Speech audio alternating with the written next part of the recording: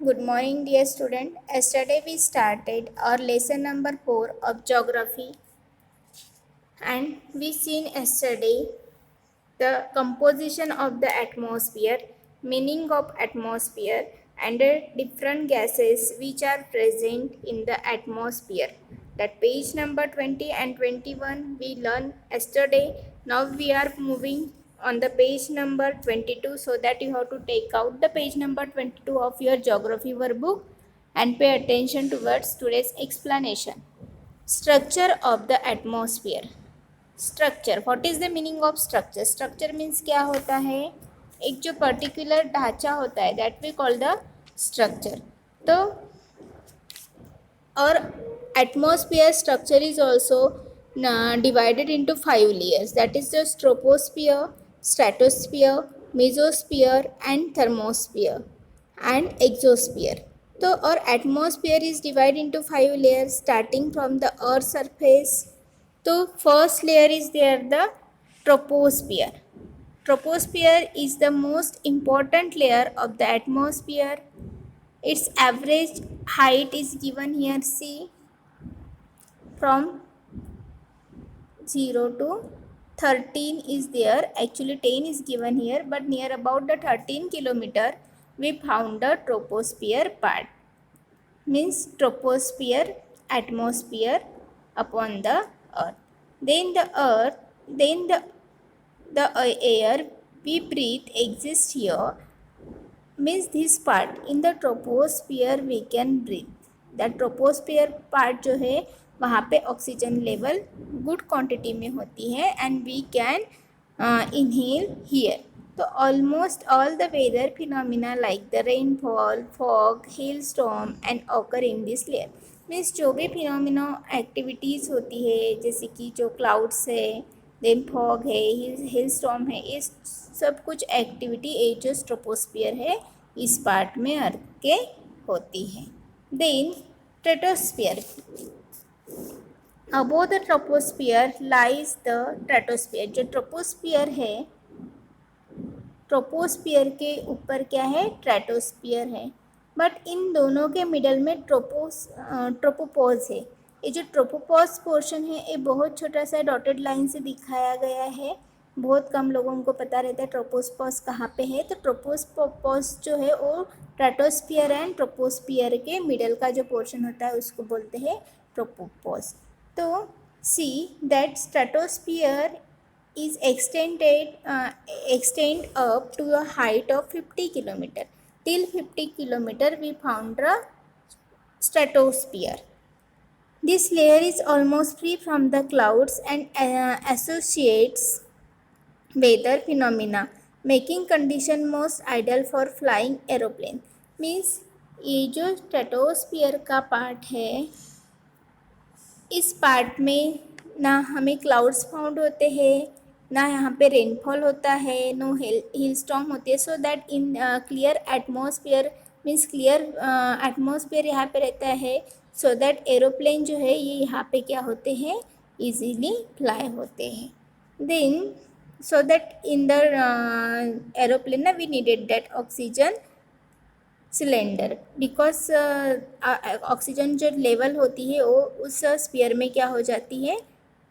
कम हो जाती है. तो one important feature of the stratosphere is that it contains a layer of the ozone gas. We have just learn how it protect us from the harmful effect of the sun rays. Mesosphere next है mesosphere. So this is the third layer of the atmosphere. It lies above the stratosphere. It extends up to the height of 80 kilometre. जो mesosphere है ये 80 kilometre तक पाया जाता है. Means after the 50 to 80 जो portion होता है ये होता है मेसोस्फीयर का पोर्शन होता है. तो meteoroids burn up in this layer. और इस मेसोस्फीयर में जो मेट्रॉइड्स है, जब ये कोई भी मेट्रॉइड्स जब मेसोस्फीयर में आता है तो ये क्या हो जाते हैं? बर्न अप हो जाते हैं. तो meteors burn up in this layer on entering from the space. जब भी स्पेस से आते हैं तो वहाँ पे बर्न होते हैं. Then thermosphere. In thermosphere temperature rises very rapidly with increasing height. Ionosphere is a part of this layer. और इस इनोस्फीयर जो है वो टर्मोस्फीयर का पार्ट है और it exist extend between 80 to 400 kilometre. और ये जो पार्ट है ये हमें पाया जाता है 80 to 400 किलोमीटर का पार्ट जो है वो थर्मोस्फीयर का पार्ट रहता है. तो in fact radio waves transmitted from the earth are reflected back to the earth by this layer. जो रेडियो ट्रांसमिटेड रेज होते हैं वो हमें थर्मोस्फीयर में फाउंड होते. Then exosphere, the uppermost layer, सबसे ऊपर क्या है exosphere. The uppermost layer of the atmosphere is known as the exosphere and this layer has the very thin air. और एक्सोस्फीयर में क्या है बहुत ज़्यादा थीन लेयर फाउंड होती है. Light gases like the helium and hydrogen float into the space from here. Means you know जो light things होती है जैसे कि हमने देखा है जो भी विंड होती है वो कूल होने के बाद अपर साइड जाती है तो जो भी लाइट गैसेस है ऊपर जाती है. तो लाइट गैसेस हमेशा एक्सोस्फीयर में फाउंड होती है. Again we are going to discuss about that 5 structure of the atmosphere, 5 level of the structure that atmosphere that we are going to discuss again.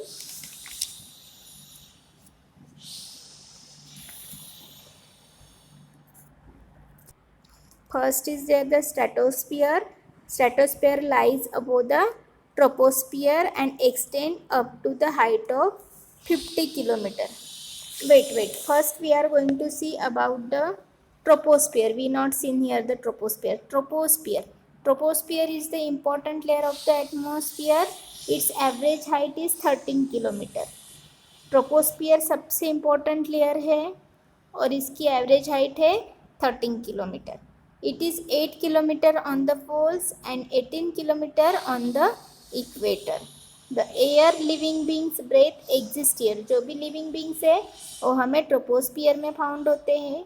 All the weather phenomena like the wind, rainfall, fog, hailstorm etcetera occur in this layer. Means सब कुछ कहाँ पे होता है troposphere पे होता है. Then stratosphere क्या है above the troposphere there we found stratosphere and it extend up to the height of 50 kilometer from the surface area of the earth. This layer is almost free from clouds. इस area में हमें cloud नहीं found होते हैं. No weather phenomena occurs in this layer making conditions most ideal for flying the aeroplane.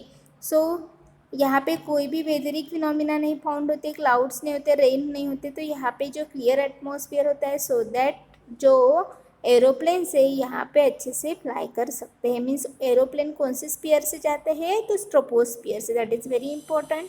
Then troposphere contains a layer of ozone gas. और troposphere में ozone gas found होता है. ओजोन गैस का जो layer है वो कहाँ पे फाउंड होता है that is very important question. UPSC में भी पूछा गया है कि ओजोन लेयर कहाँ पे फाउंड होता है. तो ओजोन लेयर जो है वो स्ट्रेटोस्फियर में फाउंड होती है. Then it protects living beings from the harmful effects of the sun rays. और you know dear student कि ओजोन लेयर जो है वो हार्मफुल सन रेज से हमें बचाती है. Then third is the mesosphere. Mesosphere is the third layer of the atmosphere. It lies above the stratosphere. It extends up to the height of the 80 kilometre. जो mesosphere है वो earth surface के ऊपर हमें मीन्स 50 के बाद जो 50 to 80 का पोर्शन है वहाँ पे हमें मेसोस्फीयर फाउंड होता है. ओके. तो meteoroids burn up in this layer on entering from the space. जब भी स्पेस से कोई भी मेट्रॉइड्स आते हैं मेसोस्फीयर में तो ऑटोमेटिकली बर्न अप होते हैं बिकॉज एटमॉस्फेयर है यहाँ पे बर्निंग का एटमॉस्फेयर है सो दैट वहाँ पे बर्न होते हैं. देन थर्मोस्फियर क्या है. Thermosphere temperature rises very rapidly. Thermosphere में क्या होता है टेम्परेचर जो है बहुत जल्दी बढ़ता है because of due to the heat. जो हीट है वो बहुत ज़्यादा होती है क्योंकि ब्लैंकेट जो है एटमॉस्फियर का या तो फिर वो कहाँ पे हमें फाउंड होता है ट्रेटोस्फियर में हमें क्या ओजोन गैस लेयर जो है, इट मीन्स ओजोन लेयर जो है वो हमें स्ट्रेटोस्फियर में ही फाउंड होती है. सो डैट जो सनरेज आती है वो मीजोस्फियर को ज़्यादा अफेक्ट करती है, इसलिए वहाँ पे टेम्परेचर जो है वो वेरी हाई रहता है.